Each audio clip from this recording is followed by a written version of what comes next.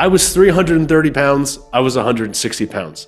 I had the highest love and the most painful divorce. I had $100 million wins and $100 million losses.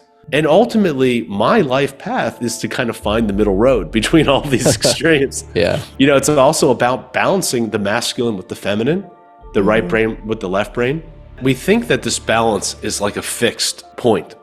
All right, today I'm going to do 3 hours here, 3 hours there, 3 hours there, right? Yeah.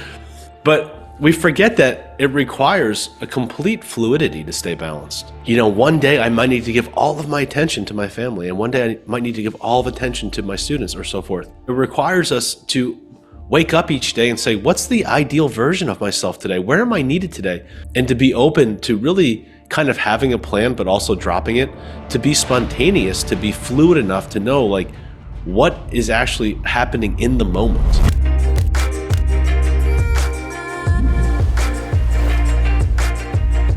Welcome back to the Medicine Podcast. My name is Mimi, and I'm sitting next to my love, my partner in all things life and podcasting and business. What is going on, everybody? This is Chase. I am lit up today because I have one of my best friends in the world, one of the best mentors I've had as well in this hybrid friend mentorship relationship that I'm just beyond grateful for. That is none other than the legendary Jason Pickard. Welcome back to the Medicine Podcast. Wow, what a intro. Thank you so much. It's very humble. I'm very humbled, you know, which I think is a good attitude to have, really, right? Sure. You know, so, you know, it's when we feel like we're too worthy for something, it puts us in kind of the wrong position. So I think a nice dose of humble pie. Yeah. So I appreciate what you're saying. It means a lot. Yeah, we're coming up on, I think, around a year from the last time we had a conversation. And in that year's time frame, I've been able to participate in the Abundance Archetype course with Jason, something we've talked about a lot on the Medicine Podcast. This won't be new news to anybody, but it's just been nutrient dense, to say the least. So much more than a course. So much more than a course. Yeah. It's obviously a community. There's a huge attribute of it, but it's hands-on learning. It's a blast. We'll be talking about it in and out of the conversation today, I'm sure, plenty. But it has been awesome, and Jason is relaunching that course currently right now. And so I encourage anybody who is interested, please DM me, reach out to me if you want a testimonial or my feedback. But it's killer, and Jason will take a call as far as doing a one-on-one even prior to signing up. So highly encourage anybody to do that. But you know, today is just another really robust, great conversation that I hope we can marinate in and come out with maybe some new ideas, some new thoughts that we can, you know, all massage together and just step out of this domain of the podcast conversation and just live a better life and a more abundant and vital life at that. Yeah, absolutely. Before we jump into the meat of the conversation, we have a lot of new listeners that maybe haven't heard you on our previous episodes. Could you just give us, not necessarily us, but our listeners a refresh on like a little bit of your backstory? I know you've explained this story so many times because it's crazy, it's wild, it's beautiful. It's like, wow, that is amazing. I know you've told it many times on many podcasts and everything, but if you could just refresh our listeners on a little bit of your background and how you got to where you are today. Yeah, thank you. Yeah, it's always fun to go back and take a look. No matter how many times you've said the story, there's always a fresh perspective, even for me, saying it out loud. So, you know, I had a really nice, beautiful upbringing, and I had a very kind of mainstream education. You know, I had early dreams of wanting to be a trader. I wanted to go on Wall Street, and I had a lot of influences from my dad, who was in that industry. And when I was very young, I got a lot of kind of inside look to what was going on behind the scenes. And this was a very exciting time on Wall Street. It was like the late 80s and the 90s. This was like the Wild West. So I saw some crazy stuff when I would go visit my dad, or I'd go to a company picnic or a Christmas party or something like that. And I was like, this is what I want to do, full stop, you know? And so I went to college. I went to the University of Virginia, and you know, I was an average student, but I did well in the business school, and especially in the things I was interested in. And when I got out of school, I went to Wall Street and I got a job, and very quickly I had a lot of success, financial success, that is. You know, by the time I was 26, I was ranked one of the top 30 traders under 30 years old in the world. Wow. I was partnered to Paul Tudor Jones, who anyone who's in that industry knows he's pretty much the biggest badass there is, top dog, and really a beautiful, amazing man and a great mentor.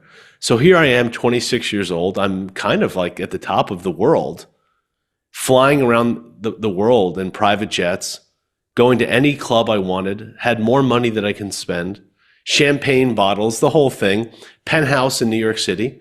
But I was miserable, really miserable. I was 330 pounds. I couldn't find clothes that fit me. Which is just wild looking at you now, Right. because you're like Chase's size. Great shape. Like, Yeah. great shape. You would never guess that. Yeah, I had to lose half my body weight, literally half. I had to shop at big and tall stores, and I was not very tall. I'm like 5'8", so I was buying pants that were like 8 inches too long. Wow. And having to have everything tailored. And, I just remember being really not only unhappy, but feeling very miserable. Just walking down the street, I'd start sweating, and I was always like self-conscious about myself. And it was a very difficult time and quite a paradox, because on one hand, I thought I had it all, everything I ever dreamed of. Like I said, the youngest partner ever at the most esteemed hedge fund on Wall Street, partner to Paul Tudor Jones. I sat next to him on the trading floor. I had $1 billion account. I had employees. I had everything I ever wanted. I came and went as I pleased. When you're in that world, you get treated like you're a rock star, like a professional athlete. Like nobody cares what time you show up, if you wear a pink shirt, green shoes, if you drive a Ferrari to work. All they care about is your performance. If your performance is there, you have a lot of liberties, a lot of freedom. And I had all of that. But at the same time, I was getting really sick. And I was really unwell on many levels. I didn't have any love in my life. I had my family, of course, that supported me, but I didn't have any love interests. I felt like, everybody was really using me for my money, to be honest. I'd go out at night and I'd take 30 friends to a nightclub, and I go home alone. Wow. And I'd sit there. Yeah, I know. Yeah. I'd sit there quite depressed. And this kind of all culminated in me having a lot of medical issues where I was getting infections. I wound up in the hospital with a purple leg that was like creeping up my groin, and, was getting shot up on antibiotics. And I hit this breaking point where I was like, what the fuck? What am I doing? What's the point of working my ass off, of making all this money, if I'm going to be dead? Yeah. Literally dead, or on a medically induced diet and life. And so I started exercising pretty aggressively. I met this Hungarian trainer named Csaba Lucas, who happened to have a How to Eat, Move, and Be Healthy book in his gym, little breadcrumb, which I was starting to kind of get interested in looking at and learning about diet and learning about exercise. And I took an approach that was very kind of Eastern European, very Russian. I mean, in modern terms, it was a very CrossFit approach. I was working in the gym like I was working on Wall Street, just like 7 days a week, 2 times a day, sweating, carrying sandbags upstairs, working out in a basement that was like when Rocky went to Russia, like no windows, no air. I was down on Wall Street area of downtown Manhattan, a very dingy kind of, basement gym, and just grinding it out. No stretching, no breaks, no day off, just blood, sweat, and tears. And over a 2-year period, I lost 170 pounds. But I found myself really in a place where I had no deeper level of fulfillment. I had no confidence in myself. I had the body, I had the bank account. I still didn't really know who I was. I didn't know really how to talk to women. And I was totally flat and depressed and burnt out. And that really started my inner journey, where I realized that there was something more than my physicality. There was something more than the bank account. And I say that I needed to do an exchange rate. I needed to exchange the outer for the inner. And that opened me up to really has been a lifelong practice of spiritual and personal development. I worked with many of the great teachers around the world in a variety of fields. And I really just was totally turned on. I was like, that same level of passion and curiosity I had for trading, I then turned into spiritual pursuits. But you And were still working on Wall Street, correct? yeah, and I did that side by side for about 10 years. And what I realized was so fascinating was the better I was doing in the spiritual and the well-being side, the more I was performing at work. Because I realized that these two things went hand in hand. And I recognized that in order to be sustainable on Wall Street, you had to treat yourself like an athlete. Anybody can be good in 1 year, but if you want to be good for 10, 15 years, you have to have resiliency. You have to have focus. You have to have energy. You have to not get injured. You can't have a bad back. You can't have failing relationships. And you have to have a deeper purpose of why you're doing it. Why are you getting up and going when you already have money in the bank account? What's the whole why behind this whole thing? Right. Is it just to add more zeros? Or is there something that it's leading towards? So I did that simultaneously for many years.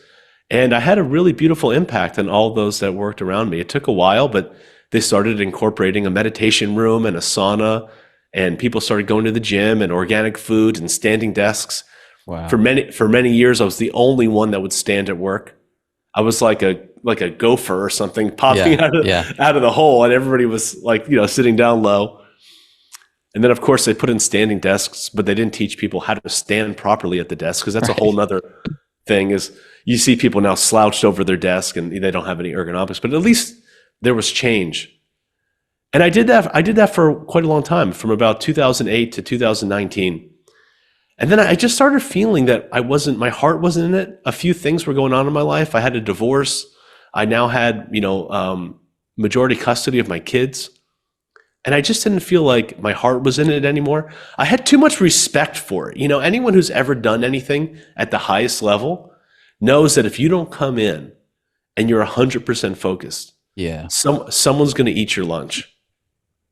And, I knew that I couldn't be meditating for 2 hours in the morning. I was living next to a Buddhist center. And I was finding more interest in going and meditating in the morning with the Buddhists than I was getting to work early and getting prepared for the day. And I knew it wasn't sustainable.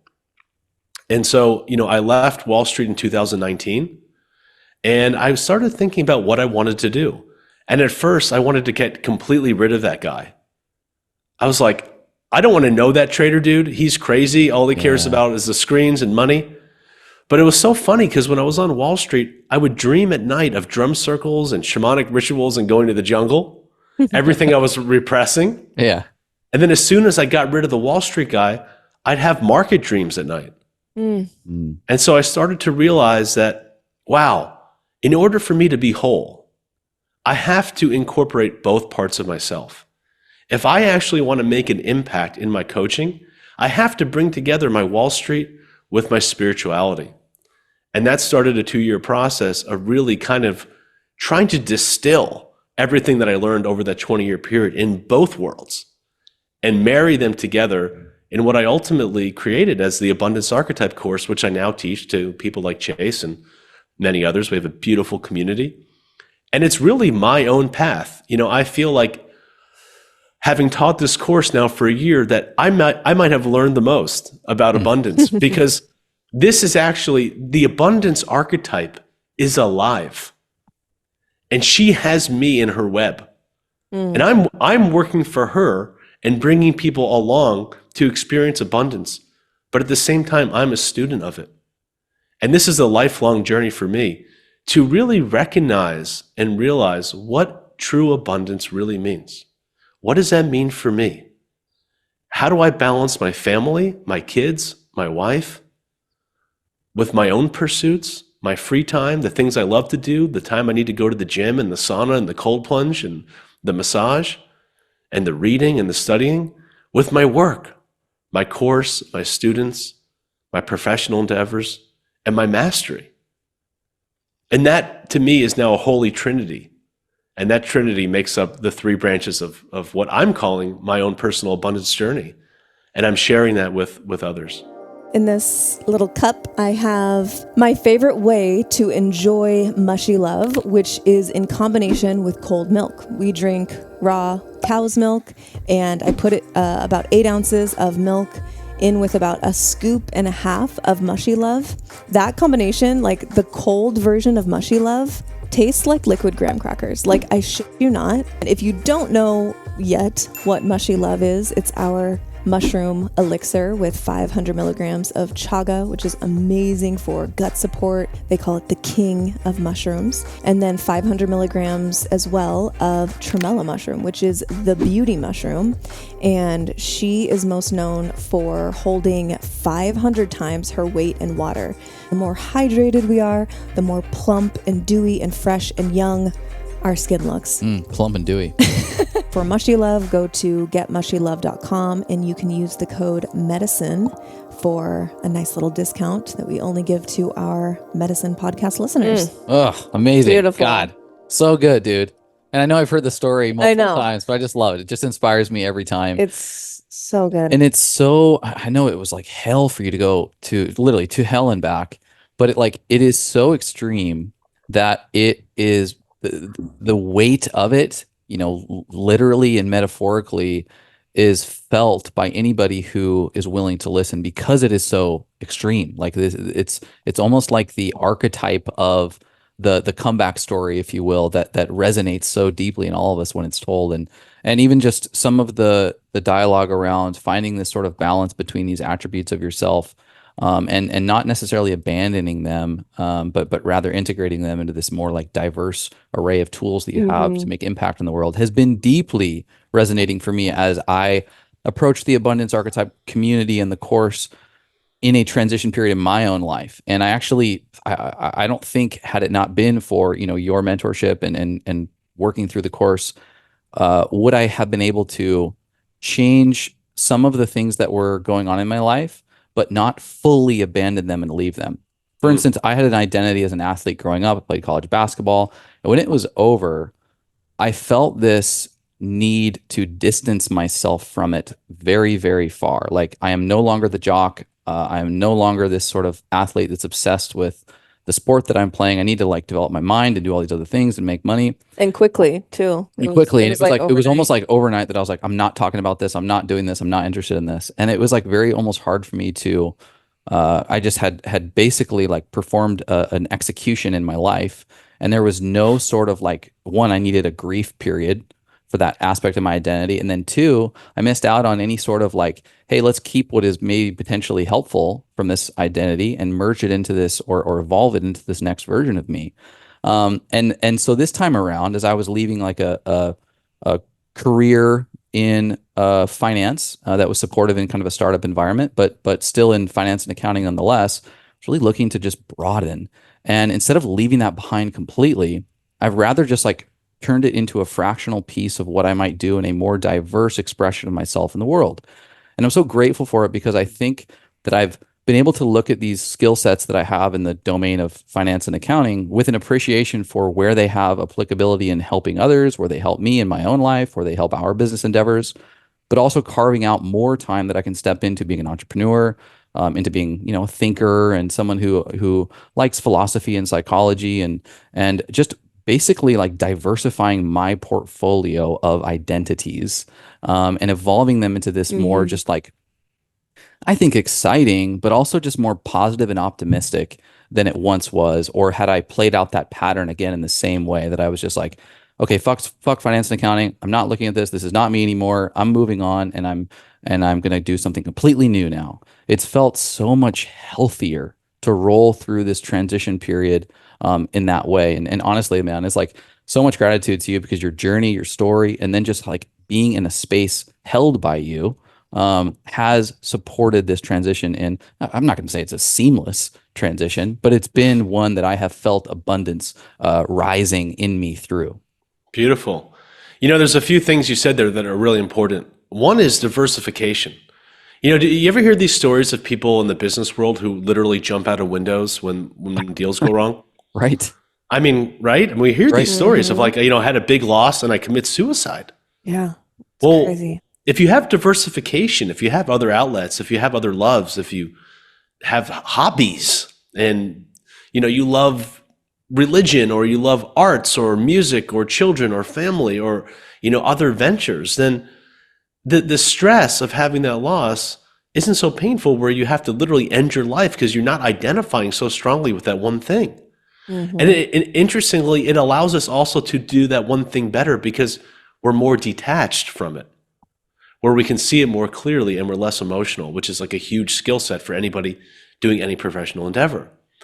You know, the interesting thing about basketball is like, yeah, we try to get rid of these parts of ourselves, but I had a discovery call for the abundance archetype last week with somebody who actually joined our crew. Really beautiful man, successful businessman. I won't say too many details, but he started a business with two other friends of his that they met, that I uncovered when they were playing traveling basketball when they were like teenagers. Okay. Yeah. And basketball was a huge part of his life, and he had a lot of mixed feelings about it. I mean, kind of like, I don't know if exactly like you, but you know, he looked back at it and, you know, put a lot of time into it, and it didn't turn out that he was going to be a professional basketball player, but he met these interesting people. And then they eventually started a business. And I said to them, when was the last time you guys went out and played basketball together? They're like, it's been like 7 years. I'm like, well, my advice for you is to have your next meeting on the basketball court, because Yeah. that was the dream that brought you together. That was the juice. Yeah. And when you go out there and you get out of the space of the ordinary world, you can enter into this non-ordinary world of even just the basketball court, where you can actually do better at creating and bonding and coming up with new ideas and a more promising future. You know, my personal life archetype, if you add up the day you were born plus the month, you know, I was September 15th, so you add those two together, and then you add it to the year you're born, and then you add each of the digits to get to a single digit, right? You've all done this with, you know, Paul and the tarot. I get to a 6. The 6 is the lover's archetype.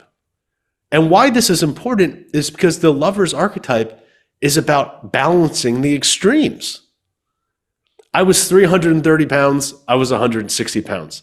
I had the most amazing high experiences in New York City, and I've experienced the most ascetic periods.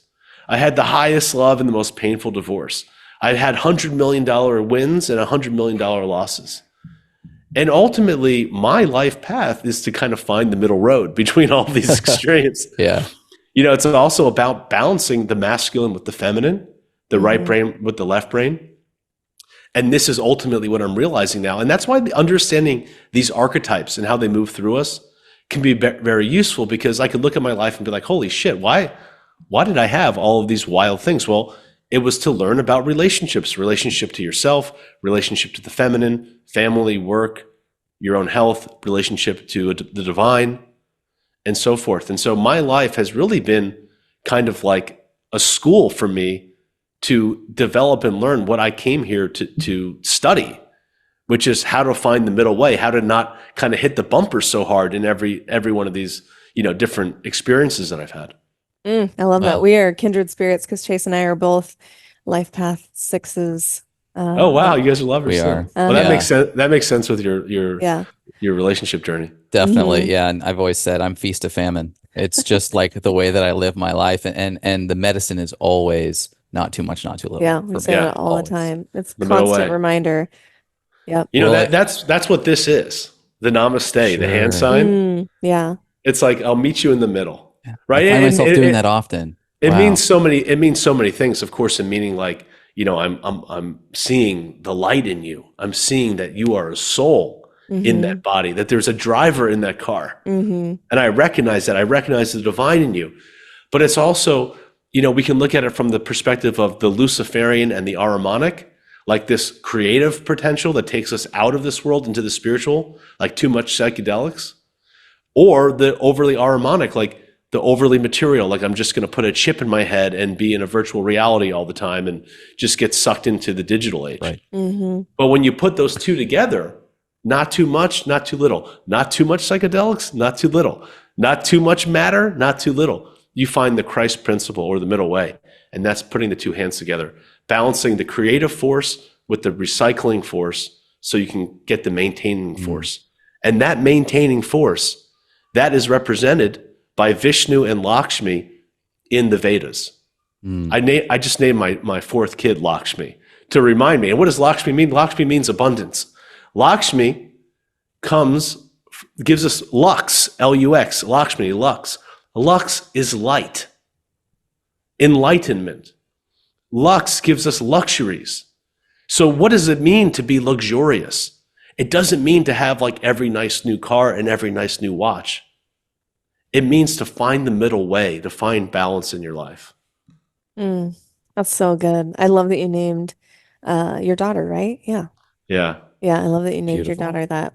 I love that the bringing the hands together for everyone who's just listening, or making basically like a prayer symbol in front of It's your my face. favorite. And It's my favorite little emoji as well. yeah, yeah, it really does have so many meanings. And I'm curious for you right now, Jason, like where do you personally, if we can go there, like where do you feel like you're still trying to find that middle way? Yeah.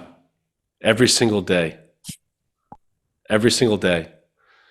I have to balance, just like everybody else, Yeah. those three buckets: work, kids, wife, and myself. I'm no different than anybody else. Yeah, man. So, every single day is, a balance. I'm here with my students and I'm looking outside at my kids playing in the playground. Or I hear my baby crying, but I'm on a discovery call, or I'm in the gym or I'm not in the gym. And so for me, it's like every single day is a practice of not too much, not too little. What is the highest priority today? What needs my attention today? Is it my students? Is it my wife? Is it my kids? Is it myself? And how do I find that balance? It's an everyday practice. Yeah. Yeah, Yeah. I don't think any of us are ever like there, we got it, we figured out, because everyone that we are in relationship to is going through their own cycles and seasons, which means our relationship to that person will go through cycles and seasons. So it's like every day is different. The needs of every day are different. And this is a reminder to myself that like we're never done with that balancing act. We're never done with the finding the middle way as new experiences and events and seasons pop up in our life. Like it's just, you get into a good rhythm, a good groove with your work or with your relationship, and then something else pops up and it can sort of feel almost like discouraging. Like I thought I figured this out, but I notice in my life, I have to reapply this reminder, this almost like compassion for myself that has to, continue to find that middle way, that balance. And it's ever and ongoing. Yeah, it feels like working out, right? It feels like if you're not stabilizing your core and you're Yeah. not prioritizing the core foundation of your body, and you go prolonged periods without exercise, and then you put load on your back and you back squat and something pops and you're like, God, I thought I figured that out a month ago. Yeah. It's like, well, you lose it really quickly. It is like a core stabilizing exercise to find the Yeah. middle way, and to maintain that level of fitness for longer periods of time requires continued maintenance and continued practice. I think something interesting about that I'll just add is that we think that this balance is like a fixed point. All right, today I'm going to do 3 hours here, 3 hours there, 3 hours there, right? Yeah. But we forget that it requires a complete fluidity to stay balanced, right? Yeah. One day I might need to give all of my attention to my family, and one day I might need to give all of attention to my students, or so forth. And so, it requires us not to be dogmatic. It requires us to wake up each day and say, what's the ideal version of myself today? Where am I needed today? What's the top priority today? What can I let go of today? And to be open to really kind of having a plan, but also dropping it, to be spontaneous, to be fluid enough to know like what is actually happening in the moment. That I'm living in an intelligent universe that is giving me feedback. My body's giving me feedback. I mean, just a simple thing like an athlete. You have a plan to do a hard workout today and you wake up and your heart rate's elevated, or you're bloated, or you have a headache. It's like, I got to be fluid. Right. And in that moment, actually, that's balance. And that happens in every aspect of our life. So, balance doesn't necessarily mean complete structure. It means really fluidity and flexibility. Yeah, it's so true. Such a great point. I've so often forecasted my own successes in a very compartmentalized, spelled out way. And every time I get attached to that result, it falls apart, because to your point perfectly. It is this balance that doesn't necessarily mean perfectly structured. It is such an intuitive process to find balance. So yeah, what a perfect table set for, some of the questions and conversation we'd love to have here in the next, hour or so. And something that has been a relevant topic is like thriving in turbulent times. Like how do we cultivate abundance amidst scarcity and amidst uncertainty, which, we're not really a current events show. We're rarely making commentary on politics or the economy or, international relations and things of that nature. But considering where we are at as a society in 2024, we're unhealthy. We've talked about that. We're struggling financially, between political divisiveness, domestically or locally, as well as, international issues, two wars internationally. There's unrest abroad. It's hard to say things feel abundant or opportunistic. How are you, Jason, feeling about this state of the world currently compared to even, let's say, like 10 years ago? Yeah. Well, there's so many things there. And, you had told me you wanted to talk about this. So I was thinking very deeply at these various levels of health and education and the economy, inflation, wars, et cetera. But I think first we need to just really think a little bit more deeply about what does abundance mean? And, in a nutshell, it means that despite what's going on in the world, you know who you are and what you stand for, and you don't let any of it affect you. Now, that's a very difficult place to achieve, but that's kind of what I work on each day, is remembering that I can have the ability to stay in the eye of the hurricane. It doesn't mean I don't participate. It doesn't mean I don't get angry or fight for something. But despite what's going on, I have the ability to retain my own autonomy and agency and take responsibility for the 6 feet around me, my space, my home, my family, my mind, my emotions, my connection to source. And so I think it really starts there, is that abundance is not so much about what's going on in the outer world as much as, despite what's going on in your life, what's going on in your inner world. I think some of the problems we have are that we are not really properly educated on some spiritual and some practical concepts. So, at the expense of sounding a little bit too esoteric, I'll just jump into some of these. Yeah, yes. One of the problems I believe that we have, that's a missing vitamin, is, and I think we've talked about this before, but it never gets old, is that we have a one lifetime worldview. We do not believe, typically in the West, in or most parts of the world, in reincarnation. And so we feel like we got to get it all now. We got to get it all in. We got to take, and it doesn't matter what happens tomorrow. It doesn't matter how many people we hurt or what we take or what we crush, because there is no tomorrow. There's we have a saying, YOLO. You only live once. YOLO. Right. Yeah. Yeah. And I think you only live once is actually sort of true in some ways, but also only half the picture. Like, what I've learned is that you need to live on the edge of knowing that you are an eternal being, and at the same time, an 18-wheeler can run you over tomorrow. Sure. Because we all know, you could get a traffic accident, you could get hit by lightning, your plane can crash. I mean, there's all these things that happen every day. We turn on the news, we see people having the worst kinds of things happening to them just completely at random. So we do have to take advantage of the moment, but also be able to hold the worldview that we're also eternal beings. In the Bible, which I know that both of you are a little bit versed in, they say the sins of the parents will be visited on the children in the third and the fourth generations. Now, what does that mean? Now, ultimately, that means is that if we don't take care of the earth, our children will be screwed. If we just monocrop and take and deplete the soil for this harvest without putting the ash and the minerals back in the soil, we will destroy the soil and we will raise stupid children, literally stupid children. Right.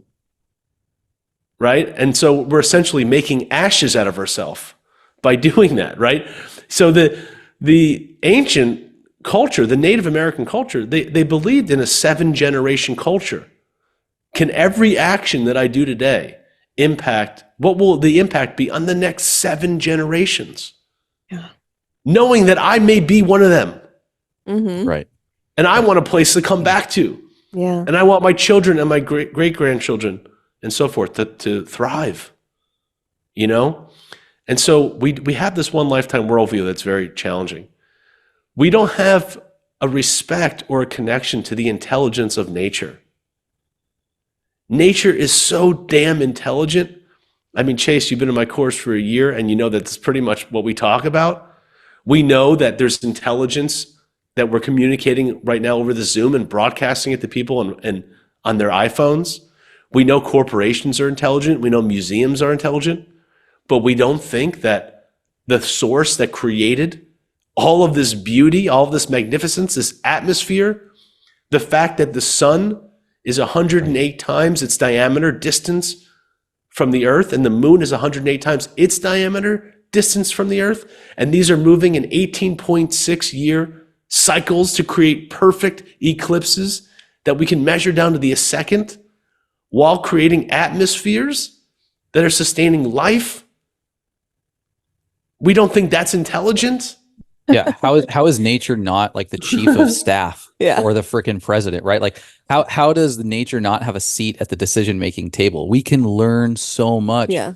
from the algorithm that is nature. Like there is so much wisdom in the way, as above, so below, as within, so without. There is so much to be observed and learned. Like even something as practical as like the border crisis, right? I forget who it was exactly. I think it was Rob Wolf. He was talking about the border crisis and was like, listen, even a cell has a membrane. Even a cell has a threshold for evaluating what is and is not going to be suitable for entering the cell. And it was like, wow, nature actually provides a lot of wisdom when it comes to even practical decision making. Yeah, it's called leaky gut, Yeah, exactly. which is what your mushroom product is helping a lot of Yeah, people yeah, with. yeah. But yeah, all of these things are replicas. So we have to understand we're living in an intelligent universe. We're living in a highly intelligent body. And we need to respect that and have a connection to that. We need to understand that we need to live in reciprocity. We don't have any connection to the divine masculine and the divine feminine. We don't understand these as ideals or archetypes. We don't realize that we are co-creating in this process, and we have thrown away the importance of our own individuality while still being connected to a greater whole. We need to have a renaissance of who we are, a revolution of who we are, and really claim our self-identity and our place in the world. And that itself can have a big impact and change the world. So that's kind of where I start before we get into these buckets, because in some ways, all of these things are related to those issues. And they're kind of like further down the organizational chart. Totally. Yeah, no, it's beautiful because these are upstream, these are upstream solutions that are levers, right? These are levers that completely reorient directions for stream to flow such that there aren't flooding downstream. And so totally resonate with that and agree wholeheartedly. Yeah, I mean, how many of us were taught in kindergarten that we are an eternal being, that who we are is a soul? No, zero. Yeah, zero. I mean, unless we were born in maybe in the East or something, but even there, it's changing. This is called, in Sanskrit, this word is called the Atma, which is where we get the word atomic. They used to think the atom was the smallest particle. And so they say who we are as an Atma can't be cut by a sword, burned by fire, wet by water, or dried by air. We are immortal individual beings. But we're identifying with the skin color, with the gender, with the ... nationality, ethnocentric identities, religions, economic status. But that's not who we really are. That's the covering. And so, first and foremost, we need to teach these principles to our children and learn them ourselves to know that who we are is the driver of the car. And so like when we start to understand that, all of a sudden we start asking, well, why are we in a war in Ukraine? Fighting against people we've never even met, spending billions or trillions of dollars while we have a border crisis, while we have poverty, while we have depleted soils where our water sucks. We have one of the worst ranked medical systems in the Western world. We have loneliness issues. We have children that are suffering. We have major crises, and we're not even focused on educating ourselves on these simple issues, So, all of these things, each one of these issues that you're talking about, the economy, the war, and so forth, they're really, and we can get into them deeper, but they're all really reflections of this same process. Mm-hmm. Not really understanding who we are and our place in the world. Yeah, I mean, the first thing I think there is like, I 100% agree with you, but man, how do we start teaching these concepts to children at a very young age when no one can agree on anything, right? Like, there's so many different religions and points of view and perspectives, and maybe each one of those perspectives could teach these concepts in a maybe slightly different way, using slightly different language to align with their belief systems or whatever. But like, I'm thinking about an evangelical Christian listening to what you're saying. They're going to be like, well, I don't believe that. I don't believe that I believe that we're going to heaven or hell afterwards, and we get this one life to do this, and we accept Jesus. I'm just using Christianity as one example, but certainly there are hundreds or probably thousands where no one is, able to agree on even like, what are we and why are we here? There's so many different varying, and I think even though I 100% agree with you, it's like, Where do we start? Where do we start Yeah. in being able to teach young people that? And I guess it just starts with us and in the home and on an individual level. But I think you bring up a good point. And I was listening to this really interesting YouTube by this guy, Martin Prechtel. He's an American author. He went down and spent a lot of time in Guatemala, got initiated as a Mayan shaman. And he said, violence occurs when conflict is absent. Yeah. Which I thought was pretty freaking interesting, because what he's saying is that we have such a negative orientation towards conflict that we're so unwilling to sit down and like argue and have conversations and have debates and really polish the silver and get down to like, how is that working for you? What works, recognizing that we all have a piece of the truth, right? That it's really one great world religion and everyone has wisdom, and like really sitting down and saying, okay, what can I learn from you? Okay, what can I learn from the evangelical? What can I learn from the Hindu? What can I learn from the Buddhist? And really kind of getting together and polishing the silver together. And when we don't do that, we get so polarized that we wind up in all of these conflicts. It's interesting because when you look at these larger cycles of time, they call these yuga cycles, right? And so these are like hundreds of thousands or millions of years of cycles of time that are discussed in some of the Eastern perspectives. So there was this Satya Yuga, one of the first yugas, where they represented these stories, these mythological stories of having kind of off-planet wars, where it was like our galaxy versus another, almost like, Star Wars or something, right? Yeah. Then you get into the story in the next yuga of the Ramayana, where they were having conflicts between two countries. It was Sri Lanka versus India. Then you get into the Bhagavad Gita and, some of these more, recent, but 7,000-year-old story, where there's interfamilial wars. What we need to recognize now is that we do not have to look out at the world or even our own family to see the good and the bad. In this time in history, we can only look at ourselves. We have the opportunity to find all of this in ourselves and really explore. We have to be willing to explore what works for us and how is this working for somebody else, and really kind of have a curiosity to saying, what is true? What is true to me? Now, inevitably we're going to be facing people that have different viewpoints for them, and we have to respect that and know that, they'll get there in their own time. I don't think trying to convert anybody to any of these belief systems is ever a good idea. I'm double clicking on something you said around violence when it occurs in the absence of conflict or something along those lines. And Yeah. I'm thinking about the fact that we, at least, millennials grew up in an environment where it's like, hey, don't talk about politics, don't talk about, major world disagreements or cultural differences. Don't talk about it, at holidays or with your family or with your friends. That's just off limits, right? Yeah. And a lot of times I've subscribed to that for sure. But what we end up doing, what we end up getting groomed towards is we criticize. It's open to criticize people. It's open to gossip. Especially like there's entire industries. I think we talked about this on Paul's podcast. Yeah. There's billions of dollars thrown through Hollywood and social media around gossip columns, tabloids, cancel culture. You've been taught to look who to cancel, look who to get outraged by, instead of having robust, constructive conversations that, even if it feels like conflict, is sort of building this muscle of having spirited debate.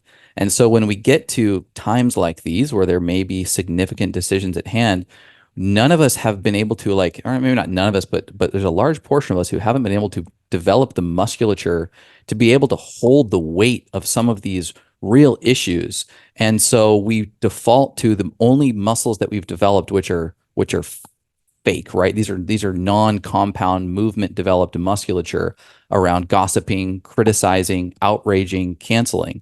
And it's left us quite deficient in the ability to work through conflict with each other on some really challenging issues. Yeah, it's totally true. It's totally true. Conflict seems to be what's really underneath conflict is a desire to be more intimate. Mm-hmm. I want to get to know you. Yeah. I want to get closer to you. I want to be with you.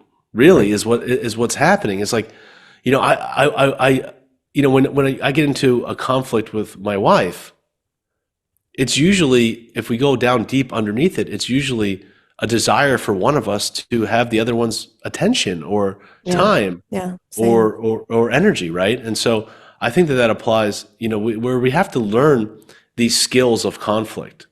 We have to be taught that, okay, first of all, we have to have times when there's no conflict and we just relax and things are okay. Most of us are in conflict all the time. And then we have to also be willing to stand for ourselves. I'm not categorically against war. War has been happening forever.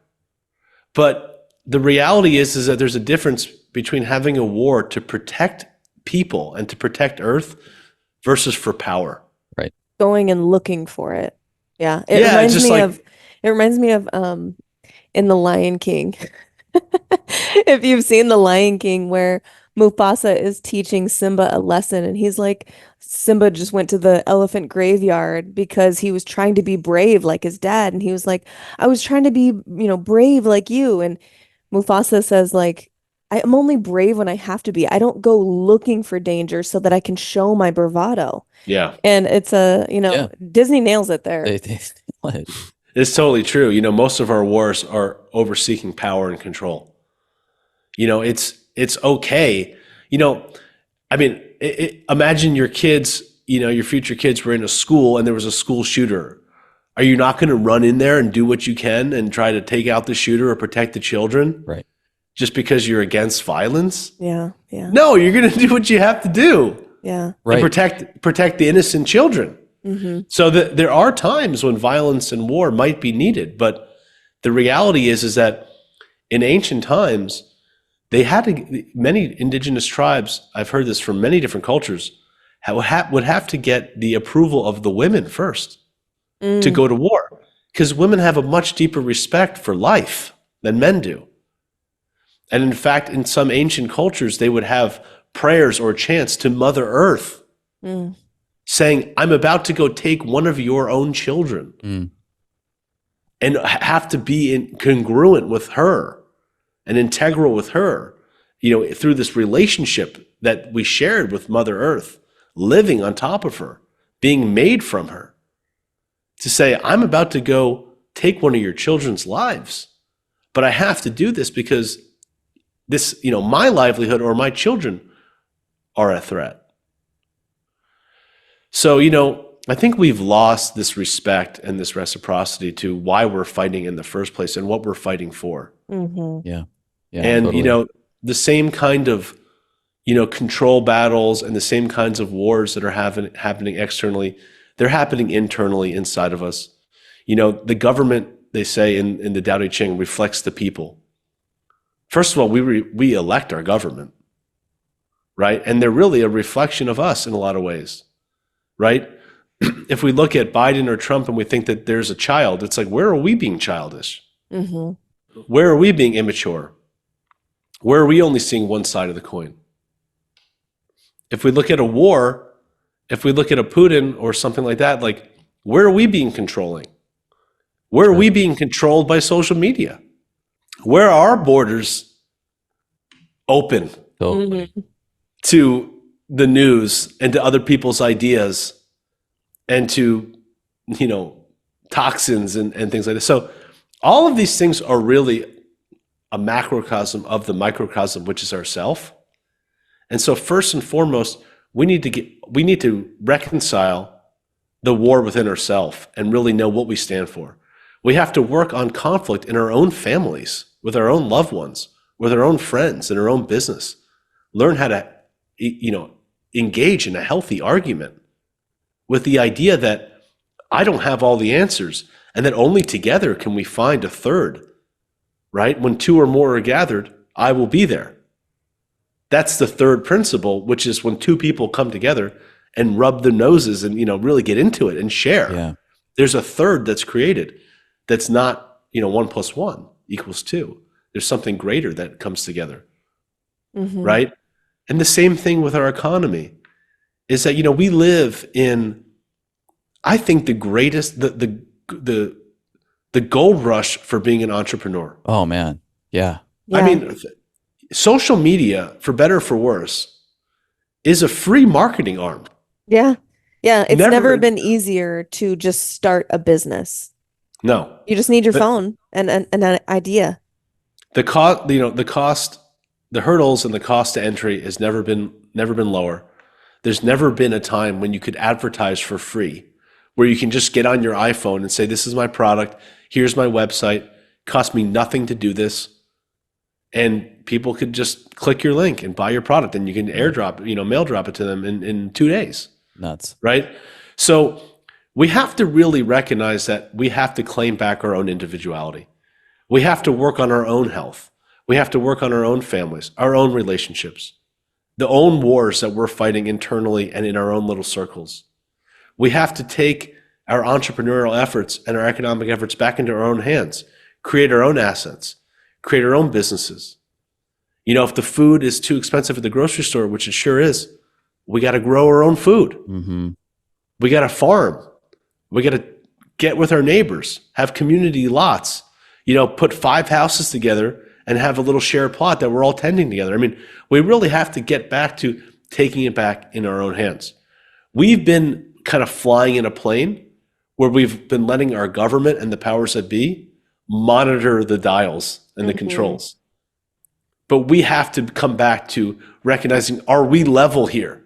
What speed are we going? What's our altitude? We have to really get back in the driver's seat of our own life and take control.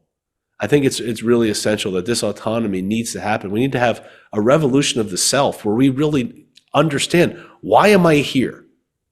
What's important to me? What do I stand for? What are my values? How do I want to raise my family?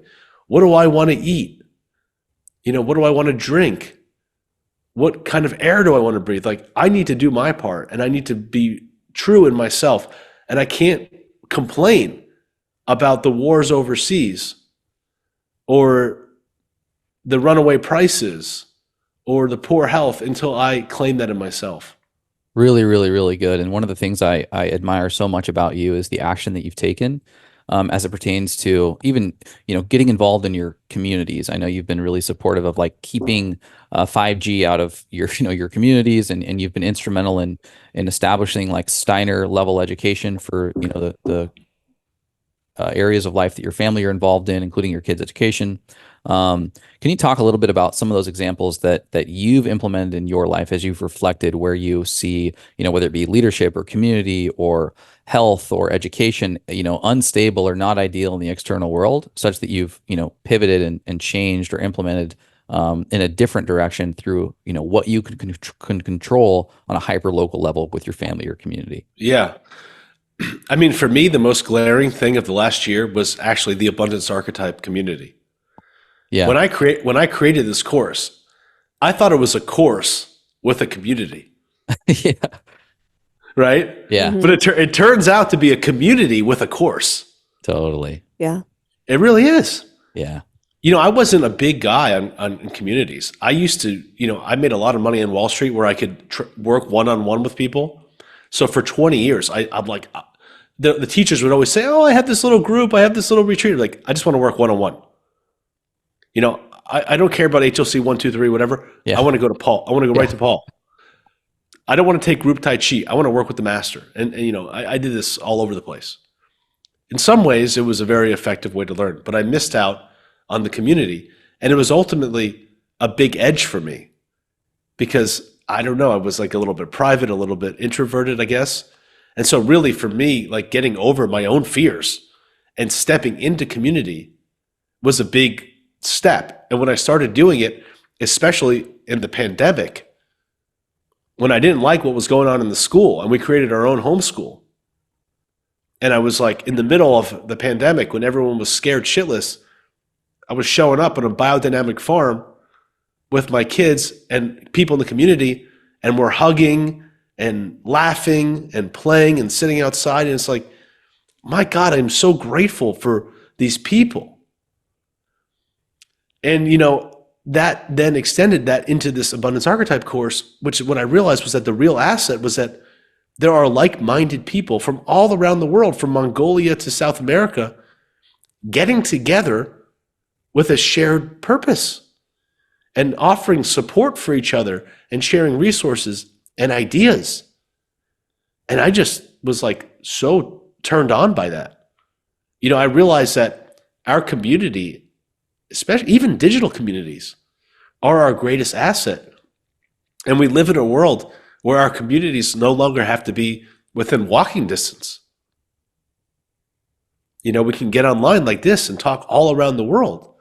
We have so many opportunities to connect with people from all walks of life. So for me in the last year, it's really been that. It's like creating this abundance archetype community and then seeing people thrive in it, sharing, being vulnerable, bringing their life into it, resourcing with each other, supporting each other. And I recognize that actually that was the biggest asset that I was offering people, was an opportunity to be live with me and others that are like-minded. And then the course was just supplemental. Yeah. Yeah, it's such a good point. I think, there were quite a few, I think, silver linings of the COVID crisis. One of them being, some people know, of course, this is not a 100% blanket statement generalization, but many, many, many, many people realizing just how important human connection really is. Because when it's taken from you, and neighbors are telling on neighbors, and there's this weird air, there's this weird energy. Like, I will never forget that feeling of being told you can't see people, you can't leave your house unless you're just basically like going for a walk and that's it. Yeah, Or, but we were turned away from restaurants and lodging when we were in LA for not having been vaccinated. And I knew it was happening, but when you're in that moment, you're like, oh, damn. yeah. Holy shit. But I will never forget the feeling of breaking the rules as sovereign adults and, planning parties and get-togethers. And we were like, okay, nobody post on social media so no one can see that we're doing this. But we would have groups of 20, 30, 50 people in San Diego, either through our wellness community here or with, the Organifi team. And those were some of my favorite memories over the last like 4 or 5 Yeah. years.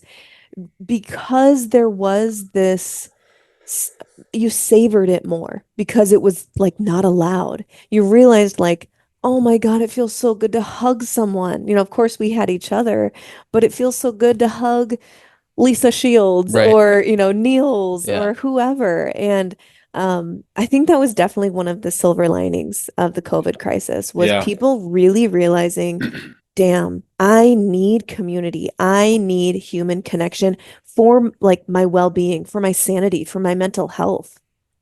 Well, it's really interesting that you're bringing that up because I just, sometimes when I listen to podcasts, I just kind of intuitively, let my soul guide me to like, what is needed right now. And it always turns out to be like perfect.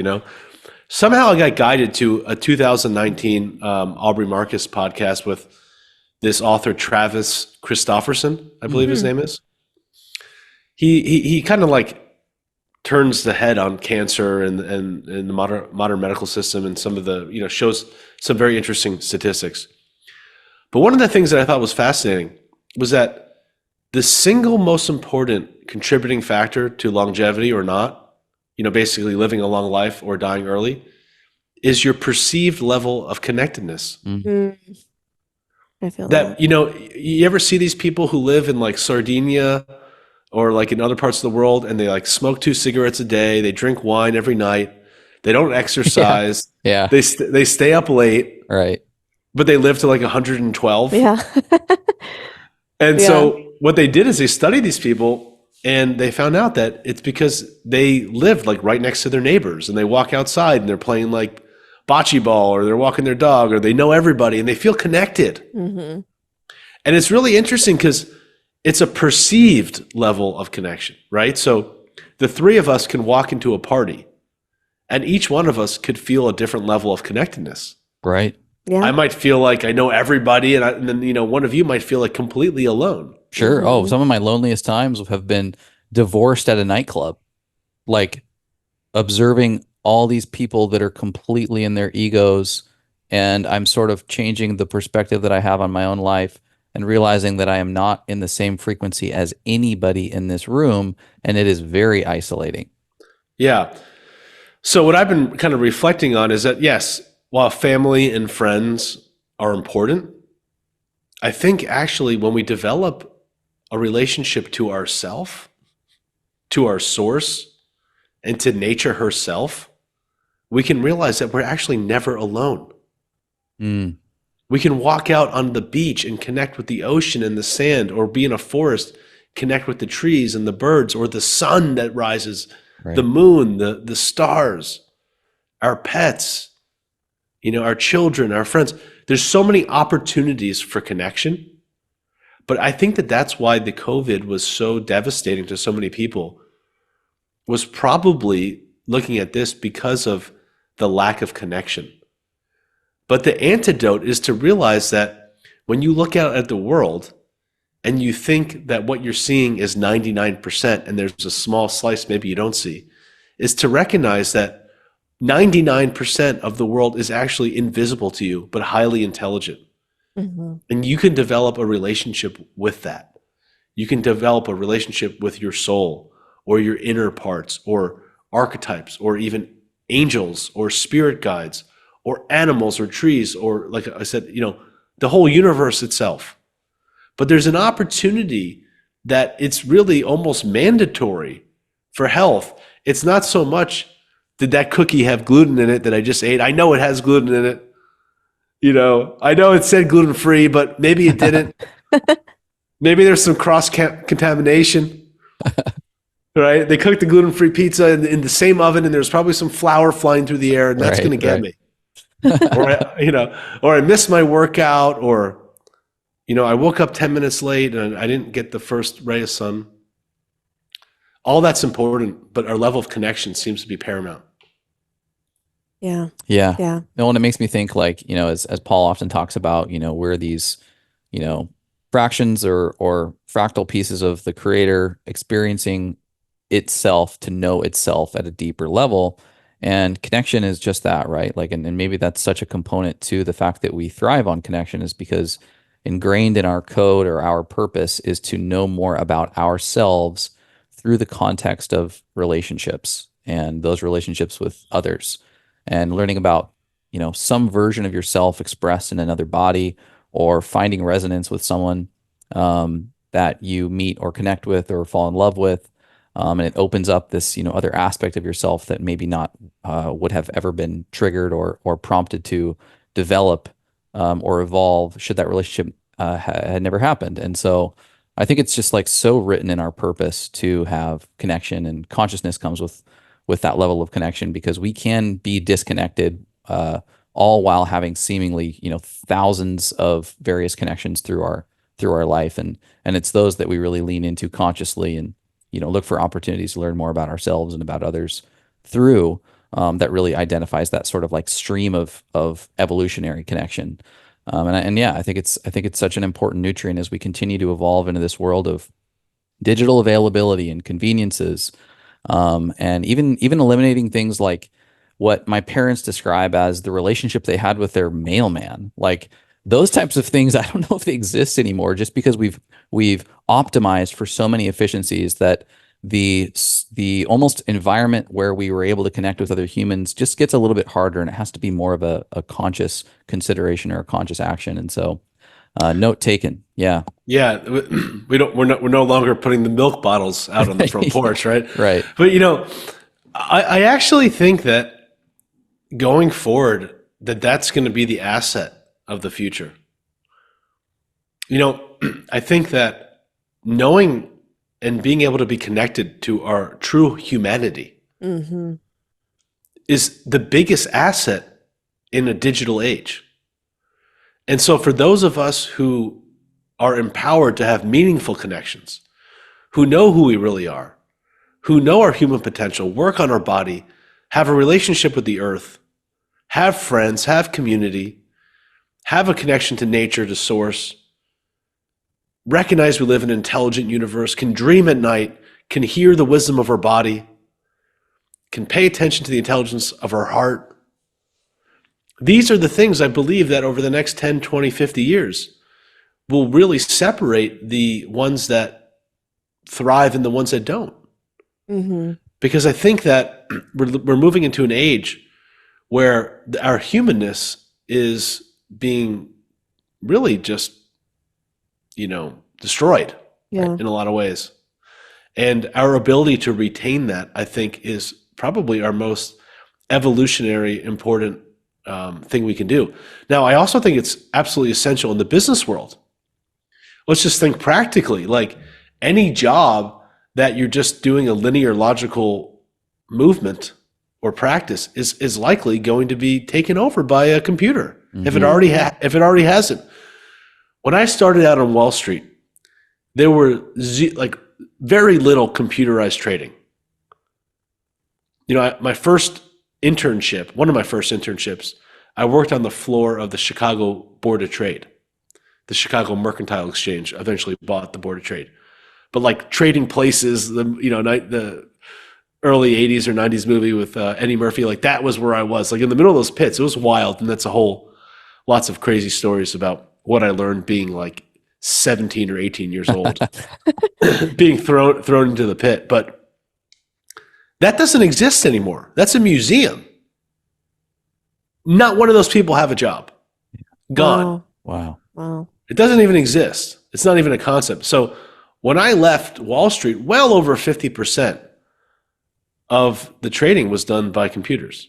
And when I first started, it was like, I wouldn't know the percentage, but probably less than 5% for sure. Someday it could be close to 80, 90% or more. The reality is that we have to understand what as humans we can do that differentiates us from AI. Like, we don't need to be a calculator. We're not going to do it better than the calculator. Right. We're not going to beat ChatGPT in searching the internet or, compiling, making a picture that is a mix between a Banksy and a Picasso. Right. So what is it that we can actually do better, right? It's not executing something. It's not linear logical function. It's not unbiased allocations and balancing things, What is it? And the reality is, for me, it's our ability to create, our ability to create something novel and new that's never been done before, our ability to connect into our imagination and our intuition. And all of these things are only predicated when we move out of fight or flight into the more parasympathetic rest and digest mode, through good sleep, through healthy living, through good gut, through, being, not getting sick all the time, having a strong body, right? All these things. We can move through a progression of proper breathing and proper posture, connecting to our heart, and ultimately begin to access these altered states of consciousness. Altered because they're not normal for us. We're not normally using our intuition, even though it's possible. We're not normally in the imaginal realms.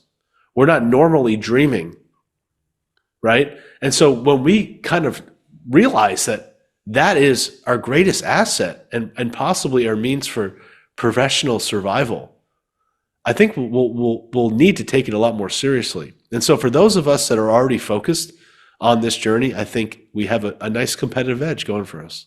Yeah, I have thought about that a lot as this, technological revolution just continues to advance, and the invention of AI and wherever that goes, let's just say we're in a world of cyborgs and robots and artificial intelligence everywhere, and humans still exist to some level, right?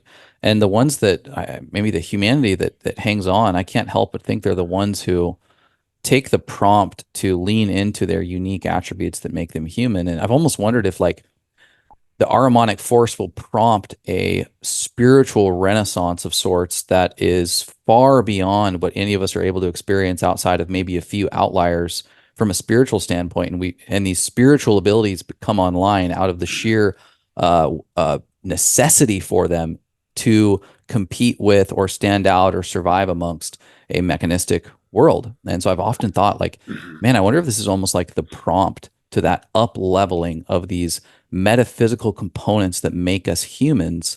And we'll begin to see sort of this like radical change in spiritual evolution alongside the technological evolution. So yeah. Fingers crossed. Well, one thing I just want to say on that real quick, because I know we're not going into a 2-hour discussion on AI necessarily. People might tune out, but I was reading Dr. Karim, the founder of Biogeometry's new book, and he was referencing a study of an early AI adopter, I think making some kind of AI robots, and was recognizing through really like legit science and recording that the technology was actually responding to his own like mindset and emotional state. That like when we work on ourselves, not only do we then program or inform the machines with more coherent information, but they're actually responding to us in some way, that we're in a shared field. And so really this gets back to, AI is clearly not a bad thing, but we need to instruct AI about, the principles of nature, need to instruct our technology with principles of life force, so that they can help sustain life and make a better planet instead of destroying it. But what I just found interesting was that there is some kind of invisible connection actually with the robots to our own state of mind, and how we show up in the world actually influences the outcome of what the machines are producing. Yeah, I can see that. If somehow, some way, artificial intelligence is another facet of consciousness that we're just not, we don't understand fully, and that it is just another aspect of the one source, then it sort of makes sense when you explain it that way, that that our consciousness, like sort of like the collective mind, right? Like or the collective unconscious, or I think that I can see a potential connection between this thing that we call artificial intelligence and its creator, because ultimately we all come back to the one source, right? The problem with artificial intelligence, as I see it, is that it looks at all of us like a data set. And we are all individuals, right? So AI clearly has amazing capabilities, But if you ask it, should I take this medication or what should I do about this? It's going off of averages. And if there's one thing we all know, that there's not one of us that are the same. And so, and maybe it's in the right ballpark, but it's never going to know about your own specific case, your own individuality. So, all of this kind of like transhumanism and a lot of these gender identity issues and a lot of these don't say certain words out there, a lot of it is really kind of taking away our own identity as an individual to kind of normalize all of us. And that is kind of the same way that this AI world is going. And I think that the most important thing we need to do is to retain that individuality and lean into it, while also recognizing that we are a part of a larger process, right? Mm-hmm. Mm-hmm. Yeah. And so, yeah, I think AI is amazing, and I think it has a lot of potential problems at the same time. Yeah. Totally.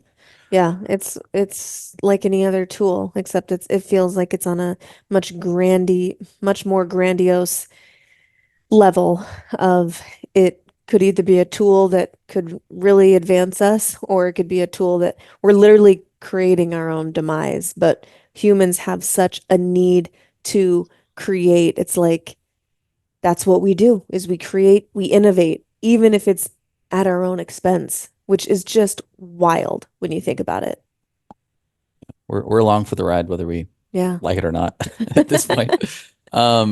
Curious for you, Jason, in your life's journey and in your relationship with abundance and the relationship that you've had with the challenges in your life and the, quote unquote setbacks or hurdles, if you will, what role gratitude played and how important gratitude is in the relationship with abundance?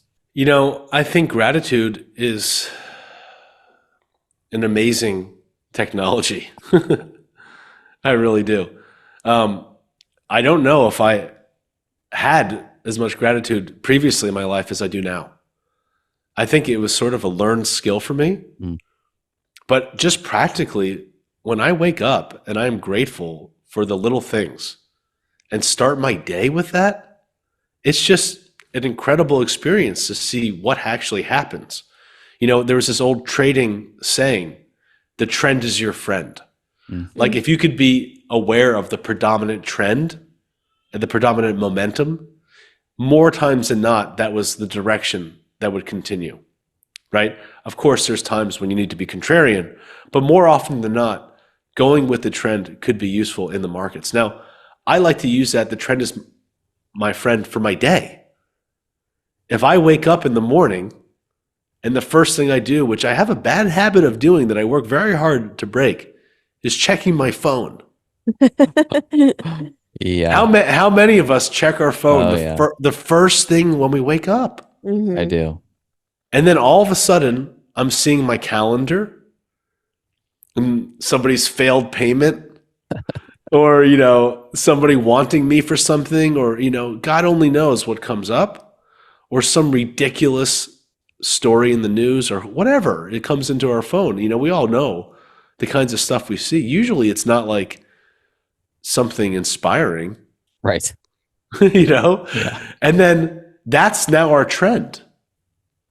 And so we're getting out of bed with that and we're building on that momentum of that anxiety, of that kind of depression of, oh, I got to do this. Or, we've already kind of have a whole day is now like the whole creative process, the whole opening to something new is all done.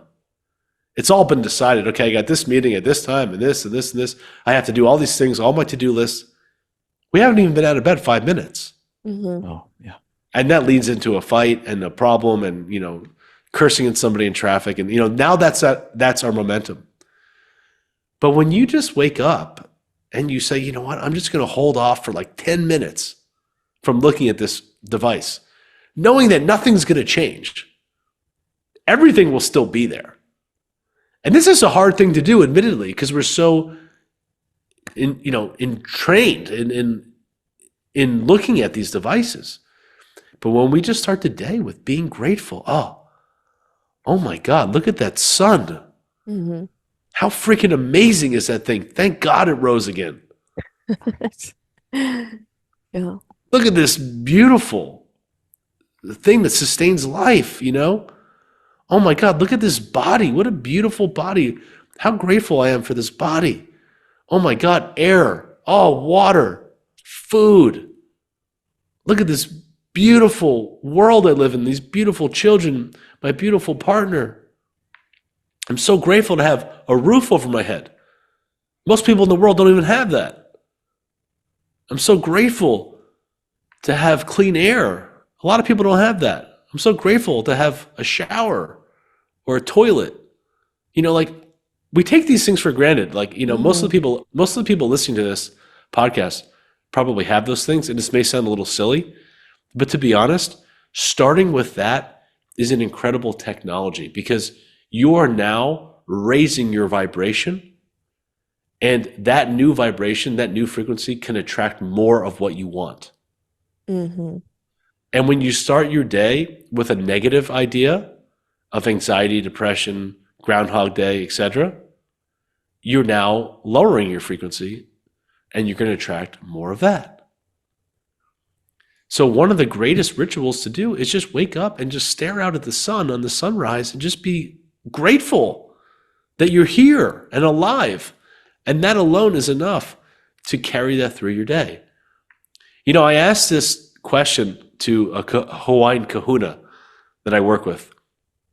Chase, I'd love you to meet this guy. I'm going to have to bring him in because he's like, it took me like he's speaking in English, but it took me a year to understand his lingo. Yeah. You know, he has some amazing one-liners. One of my favorite things he says is, there's only 2 times for healing, now or later. You know, yeah. He's got these great like little one-liners, but I asked him, I said, Harry, I go, I want to understand gratitude. Like I know academically that it's good for me. Like I know I'm supposed to be grateful, right? I can read studies that gratitude is good for relationships, gratitude's good for longevity, all these different things. But like, I don't know if I know what it feels like to be grateful. You know, have you ever thought about that? Like, what is that feeling? Like, what is that visceral felt sense? Like, how do I know when I have it? Yeah. It's a great question. It's a great question. And so we sat there and he had me do 30 deep breaths together. And at the end of the 30 breaths, he said, you meeting the future you that's now newly oxygenated, that now has this overflow of energy, and meeting the you at the end of the 30 breaths, that feeling you feel of meeting that new version of yourself, that's gratitude. And when you can feel that, because you now have enough oxygen to meet your survival needs, and you're now overflowing with this oxygen, which is the platform of abundance, you can now use that to not only extend that to others, but to attract what you want in your life. So it's this whole idea of meeting this future version of yourself in this new kind of more ideal form that's full of life force. You naturally feel that gratitude. And then once you know that feeling, you can extend it to others. So, you know, that was just kind of a wild explanation, but really simply put, I think it's a very important thing. And, you know, I did a little bit of deep dive on the word gratitude, and it comes back actually from, you know, essentially from the guru. Gratitude comes from guru. And what is a guru? Anything or anyone in our life that helps us become who we are, that removes the goo or the coverings. You know, we have gratitude for a teacher that sees us. We have gratitude for a friend who is really there for us, right? We have gratitude for nature that helps us kind of become who we are, or a parent or a grandparent. You know, so anyone who is supporting us in a way that helps us and supports our own true identity, we naturally have gratitude for, and they become our guru, our teacher. So I think it's just one of the most important things you can do, and it's free. Yeah. And, you know, it didn't come naturally to me. I'll be honest about that. Yeah, no, I've definitely been there where I can like understand the definition of gratitude and realize that based on the inputs in my life, that the formula of my life equates to having gratitude. And so it's like, I should have it, but right, there is what? evidence that gratitude could be available in this life path. But it's like, until I blast my brain with psychedelics and I'm on the come down where I'm like, Oh, oh my God, can you believe this meat I suit? know, you're just in yeah. awe of Can like your you skin and your hands and like how much your body does for you and every like single I day. just how much these do for me and what I put them through and how it allows me to experience and Hmm. like or the just staring into someone that you love, whether it be a friend or a partner in their eyes and you're just melted, like oxytocin is just flowing through you.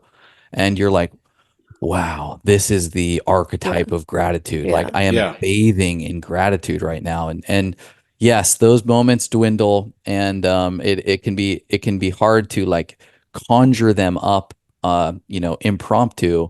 But having those moments where you're able to, and because I've had them sober too, right? You watch a sunset or a sunrise in the right environment with the right circumstances, you are tuned in, your antenna is tuned into the frequency of gratitude. And those moments are important to take inventory of, to define, and to, if you can, start orienting your life towards a path that has more of an opportunity to not just understand gratitude, but to set yourself up to feel it and to have the gnosis of gratitude. I think that's that's where it's all at, right? Yeah. Like I could say I'm spiritual, but how do I know? Right. What does it feel like Hmm. to be spiritual? Like what's the direct experience and not just like a word Right. or Right. something I spit out or put on my resume, Totally. I'm a spiritual being, Well, Right. what is that? I want to know what that feels like. I don't know what gratitude feels like. I wasn't like really taught that in school. Care is always like, oh, you need to be more, you have more empathy and compassion. And I'm like, I got to think about what that actually really means. Like, what does that actually really mean to understand and to be in someone's shoes? Like, okay, like I have to practice that. Yeah. I need to know what that feels like deeply. It doesn't come like, I don't know, maybe it's just like a guy thing or like a Western thing, but these ideas, I had to really like be willing to go deep and be like, I want to know what empathy feels like because it's not something that is innate, like natural. I mean, it certainly is, but I've been conditioned so hard to shut that down and to shut down my own spirituality and shut down the gratitude to just like feel like I got to just, win or something. I don't know, but, like I can't show emotion because I'm a Yeah. man. Yeah. We don't But like, have mechanisms for teaching or embodying empathy in our culture, especially Western culture. We just watched this movie called Midsummer. Have you seen this movie? no, I got to It's check it out. completely wild. I Uh, mean, it's you don't need to check it out. It's quite a disturbing it's movie. disturbing. It's about a cult. It's this Okay. this group of people sort of get facilitated into this cult, and there's a host of issues that happen, and it's like a borderline horror movie. Yeah, it's But yeah. there's some really interesting components to this in this cult. When one individual in the cult is experiencing an emotion, the community mirrors that emotion to the almost extreme, almost like beyond what the person who's going through it might experience. So if they're sad and they're crying and they're Yeah. screaming, 10, 20, 30, 40, 50 people come around these and they're screaming and they're Like wailing wailing and they're in together. pain and they're pounding the ground. And I'm just like, okay, obviously this is weird in Western context, but like, what a fascinating approach to experiencing the emotional roller coaster of sadness or happiness or whatever emotional extreme you want to fill in the blank for.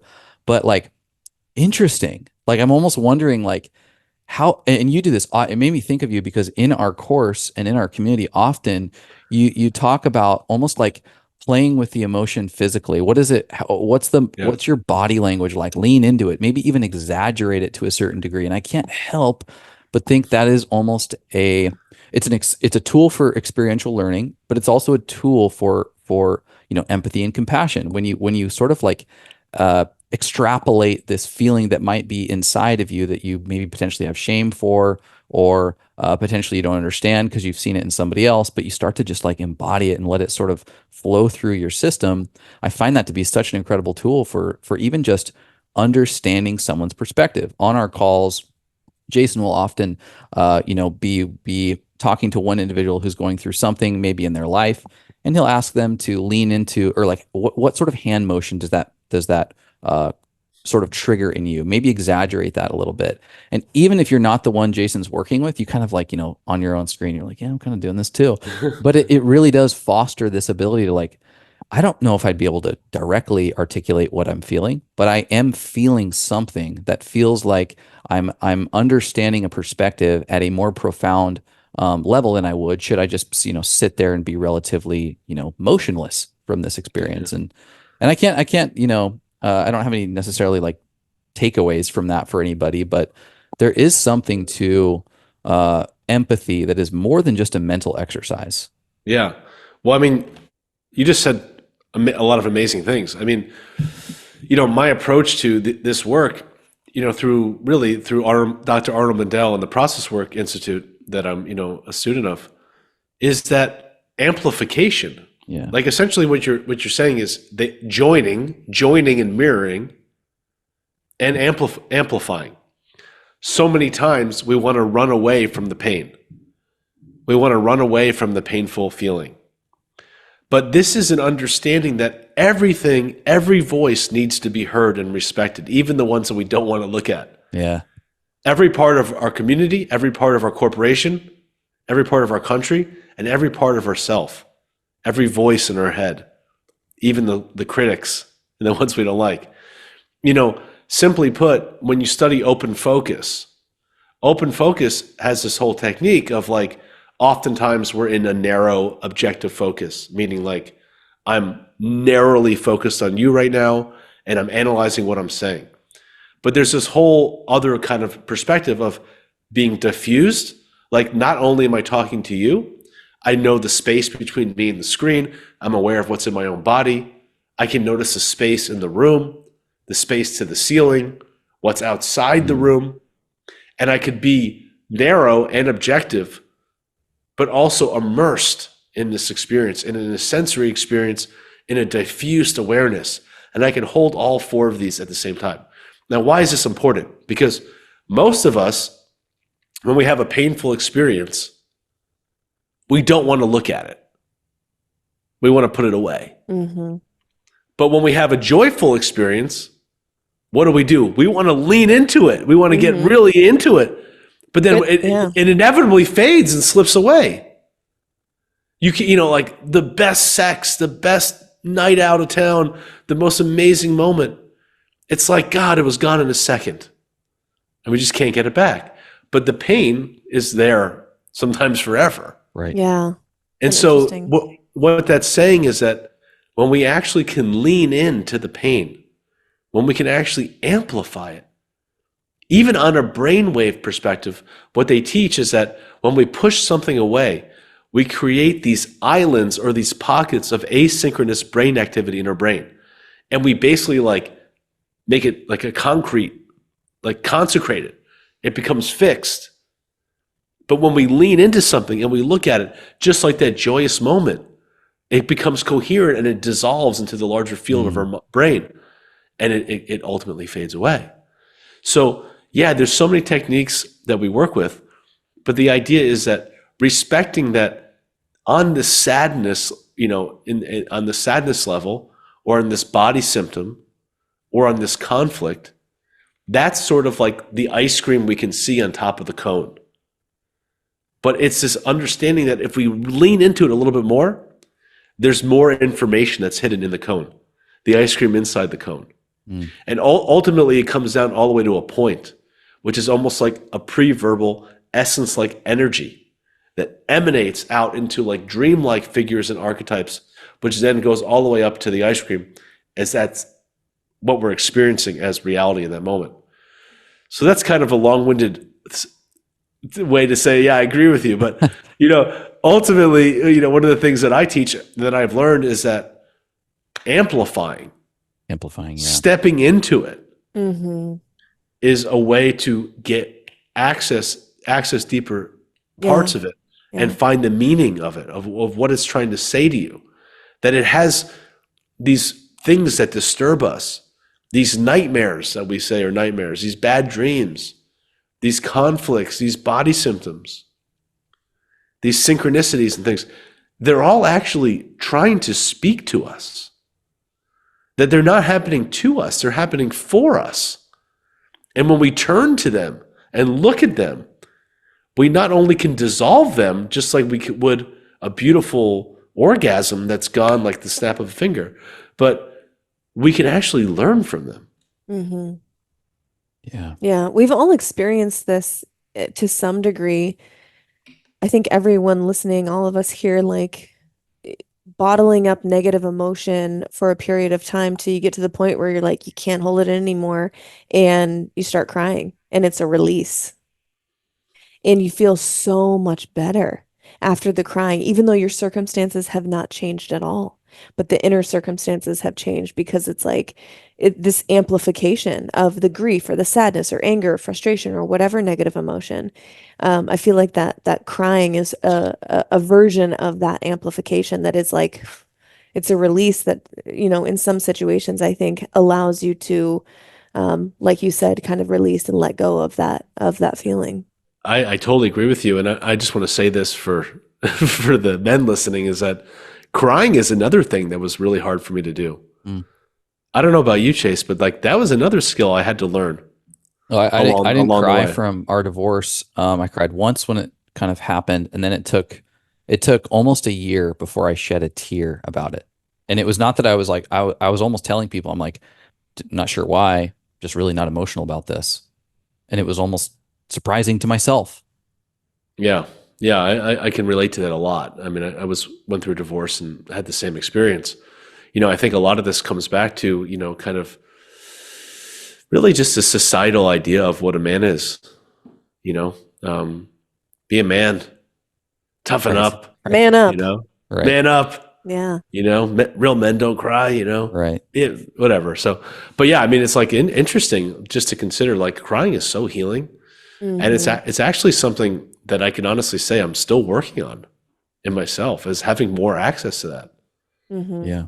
Yeah. It's a funny thing to say you want to cry more, but like for me, it's like actually something that, I'm actually working on, like actually accessing more of that part of myself. Yeah. Well, you know what, and I could have, if I could have been in a hormonal swing too. You never know sometimes what's causing this. But I watched Braveheart for the first time, and probably like since I was in high school. We watched it here not too long ago.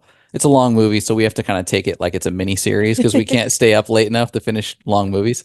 But I was so moved by the dialogue and the energy, and just a beautiful movie. But the war cries and the rallying around this idea of autonomy and freedom and the expression of self And what freedom is worth. and what freedom is worth. And I was just sitting there and obviously aware of the climate that we're in, and post COVID, for those of us who chose a route that was different than the mainstream, you really got, at least in my generation, I'll speak for 30 somethings. I think many of us felt the first time the weight of freedom, having not been a generation that grew up with direct war experience. The Gulf Wars and the Middle East wars were close, but for some of us, they weren't super close to home, like maybe our parents' generation had with Vietnam, and some others where there was like a draft. And I really felt like freedom was always this like more of a brand concept for America than it was this like ethos that was felt within our Constitution as individuals, as individual Americans. And I really have just sort of like double clicked or re-highlighted this term freedom in the last few years, especially, and been like, okay, I know the definition, but what is this feeling? And even through watching Braveheart, I was prompted to almost like shed a tear. I think my eyes watered, and we kind of looked at each other, and I was like, God damn it, dude! I really feel compelled, to support and protect and embody freedom. Yeah. And God damn it, Mel Gibson in this freaking Braveheart movie sort of shook me to this place. And again, I think it's like you can cry out of just the fact that you care, right? And like even sadness has this attribute of your passion for something. And to be able to cry through it, I think is like, and sometimes it's laughing, right? I say this often. We think we might have to cry through an unprocessed trauma, and all it actually takes is we find ourselves laughing through it. Again, you find yourself in the right psychedelic journey, in the right environment that you thought you were going to have to process some sort of darkness within yourself, and all you're doing is laughing. And it's as much as a relief as it would be to sit there and cry your eyes out. You know, it's so funny you say that about about Braveheart. You know, like when we have those kind of moments, it's an interesting reflection to just say, and you just expressed it beautifully, but okay, I'm crying. Something's moving me about this. Where do I need more of this in my life? You know, where am I cut off from my freedom? Or where, you know, take both sides. Where am I doing this well? And maybe I'm being moved about that. Or where do I need more of this, right? And we can do that with anything, a song that pops in our head or a song we love. You know, so many different varieties. But, you know, I'm thinking about, for some reason, I don't, you know, the football movie Rudy. Oh yeah, playing Notre Dame. So good. Every time Rudy runs out in the field and they're all chanting his name and his brother and his father, like I always cry at that moment too. Yeah. And it's like really thinking about like what is it behind that? Like what is the essence of that feeling that's being expressed, that's moving me so much? And how can I incorporate that into my life?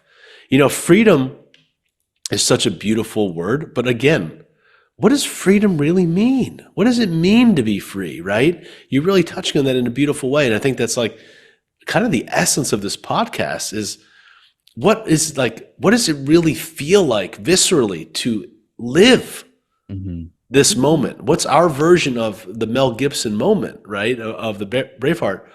But I think it's kind of fascinating. And I know you guys probably are bored of my etymology by now. No way. I love it. Yeah.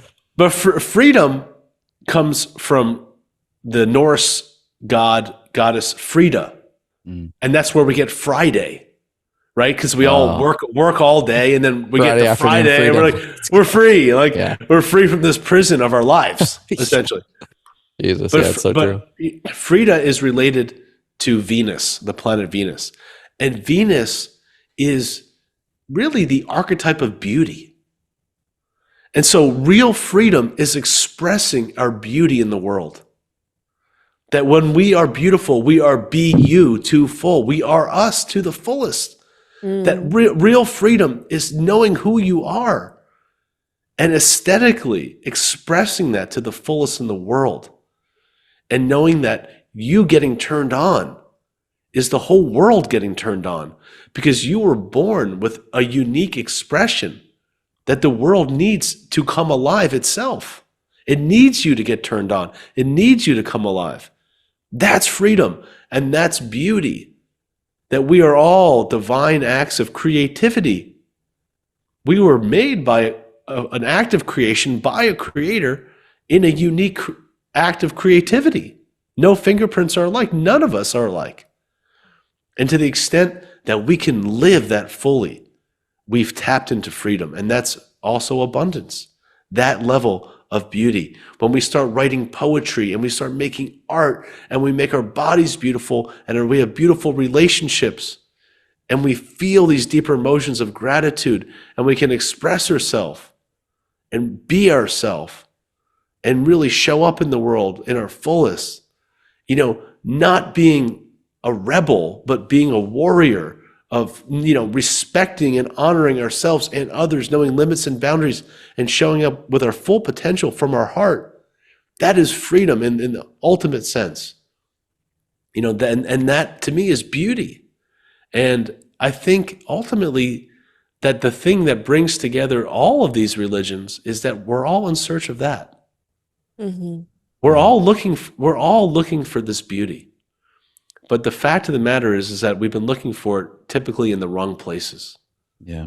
We've been looking for it in the outside world. And a lot of us have given up on it. Our relationships fails. I'm not going to do that again. The world is letting me down. I'm not going to engage in that again. So we go into, it's all nothing, it's all random, or it's all one, and forget it all. But the reality is we need a reversal. where we recognize that the source of the beauty is from within, where we make ourselves as the subject, the object of our search, turn in and say, what do we really want? What's beauty to us? And express ourselves to the fullest. Yeah. And that can change the world. Oh, Oh, mic wow. drop, man. Wow. Seriously, that was so Beautiful. good. Beautiful. Love that. We protect and serve what we deem beautiful. We had a podcast guest, Louis Schwartzberg, filmmaker. He made the film Fantastic Fungi, everybody. If you should check that out. It's on Netflix. Amazing movie. Amazing movie. So good. Yeah. And he said that quote, and it's definitely stuck with me. We protect what we deem beautiful. And that search for beauty is, if we can find that within ourselves, man, think about that. So good. Yeah. Oh, this has been such a blast, Jason. And guys, this is what you get in the Abundance Archetype course. Like, and we're usually 2 calls a week. One call is usually a guest, which is like a live podcast experience where you get to Q&A with the host and the guest. And then once a week, it's Jason, oftentimes in more of a coaching environment, but we get these beautiful reflections from his own mind, and we all get to just massage them together as a community, and it's just such a blast. Like I've got a few calls to catch up on. If my life's been a little busier of late, but it's just something that's been such a nutrient to me, and not only that, but it's just expanded my worldview and my mind and my community. And so, huge shout out to the Abundance Archetype community and you, Jason. Where can people find out more? And I would assume this round of the course is really similar to what I went through, but if there's anything different, feel free to jump in with any of the details.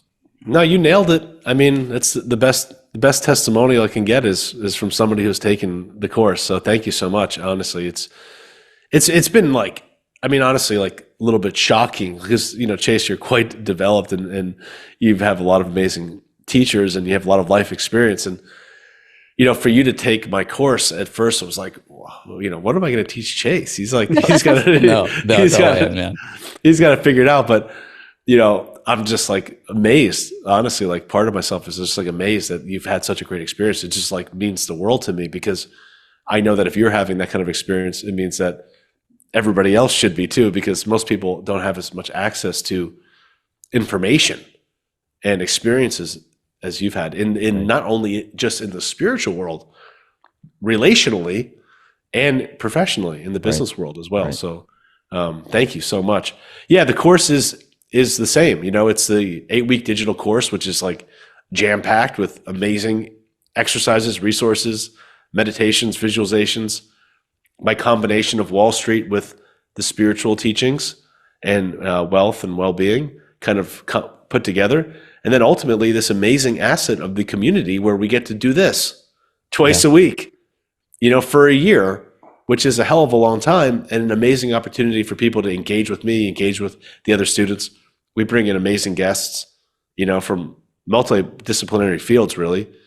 And it's just like a really badass crew, men and women, and, all people from around the world, creating a tribe of people seeking abundance and what that really means. So you can hit me up on Instagram, Jason Pickard Official.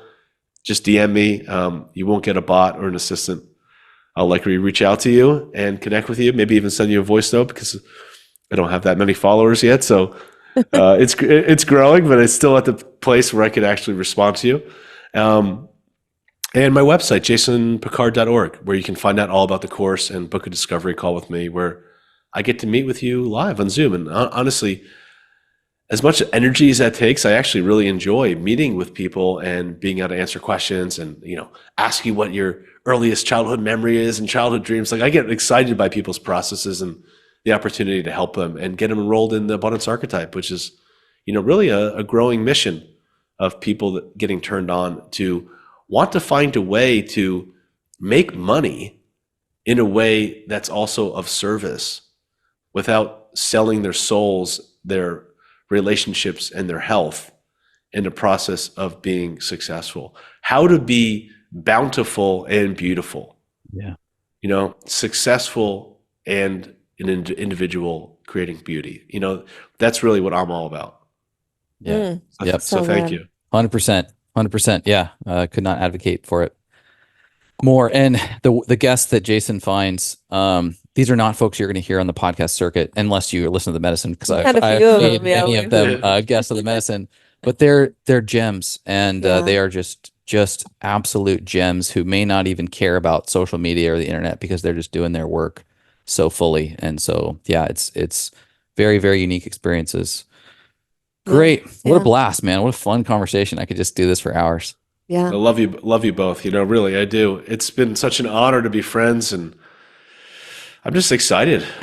We got to find a way to get together too. I need to have you guys here at my house. Me, Kara, and we'd love to. It's on our list, very high on the list of places that we want to go and visit. Cool. And, Yeah. We'll make it happen this year for sure. Well, you missed the season not to be here in the winter. It's not as fun as the spring or summer. So you're good timing. Yeah, we'll have to look at the fall. Fall might be a good trip. Yeah. Fall's magical here. Yeah, that'd be great. Yeah. TBD. Thank you, Jason. Thank you for joining us. And thank you to everyone who stayed for the entire conversation. You really are our favorites. We enjoyed you hanging out with us, and hope you enjoyed the episode as well. Check the show notes for all the links. Go give Jason a follow on Instagram and send him a DM, and we will talk to you next time. Go spread some light. Okay, bye. Thank you so much for listening. If you enjoyed that, check out right over here for some more fun clips. Oh, and you're going to want to subscribe. Bye.